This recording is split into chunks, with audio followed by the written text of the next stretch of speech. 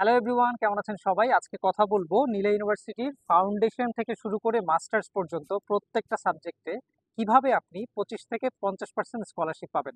তো চলুন শুরু করা যাক।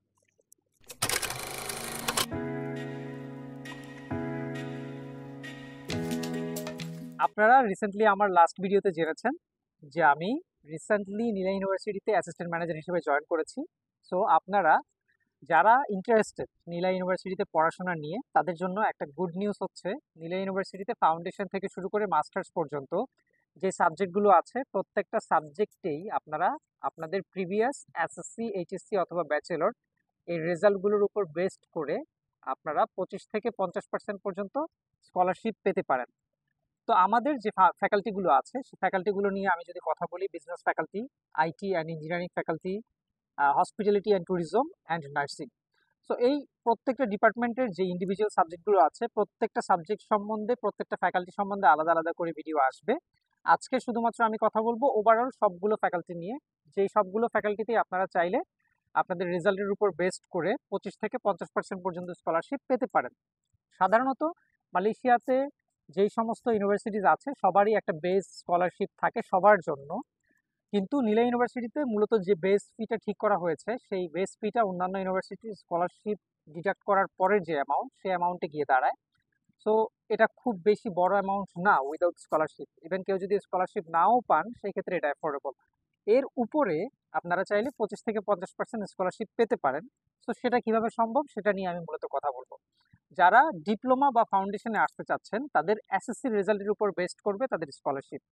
যেমন এসএসসিতে আপনি যদি আউট অফ 5-এ 3.75 বা তার উপরে পান সেক্ষেত্রে আপনি 25% পাচ্ছেন, অথবা আপনি 4.38-এর উপরে যদি পান সেক্ষেত্রে আপনি 50% পাচ্ছেন। সেম ভাবে যারা ব্যাচেলরে আসতে চাচ্ছেন তাদের জন্য তাদের স্কলারশিপটা কনসিডার হবে তাদের এইচএসসি রেজাল্টের উপর ভিত্তি করে। সো যাদের এইচএসসি রেজাল্ট 3.75-এর উপরে আছে তারা 25%, এবং 4.38-এর উপরে যাদের আছে তারা 50% পাচ্ছেন। আর যারা মাস্টার্সে আসছেন তাদের কনসিডার করা হবে ব্যাচেলরের রেজাল্ট। সেই ক্ষেত্রে যাদের সিজিপিএ 3.0 আউট অফ 4 তারা পাবেন 25%, এবং 3.5 আউট অফ 4 তারা পাচ্ছেন 50%।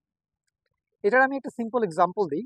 যদি আমি শুধুমাত্র ডিপ্লোমা ইন আইটি নিয়ে কথা বলি, তাহলে ডিপ্লোমা ইন আইটির যে টোটাল খরচ সেটা হচ্ছে 47,000 রিঙ্গিত। আপনার 2.5 বছরে টোটাল 47,000 রিঙ্গিত আপনার খরচ হবে আপনার diploma in information technology complete করতে।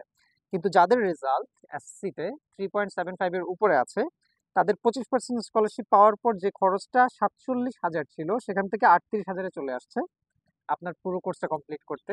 অ্যান্ড যদি আপনার রেজাল্ট 4.38-এর উপরে থাকে সেই ক্ষেত্রে আপনি এই পুরো ডিপ্লোমা কোর্সটা করতে পারছেন 30,000 রিঙ্গিতে।